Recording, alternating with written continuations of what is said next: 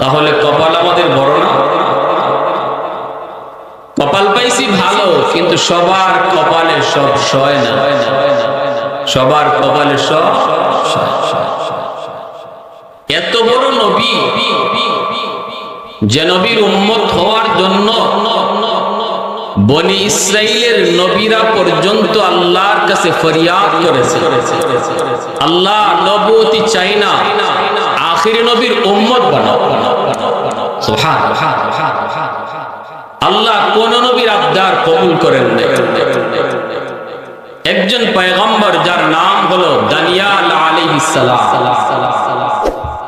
আল বিদায়া one নিহায়া কিতাবের ভিতরে লিখে বনি ইসরাইলের এই দানিয়াল পয়গম্বর, ইনি একটা অভিনব কায়দায় দোয়া করে বসলেন।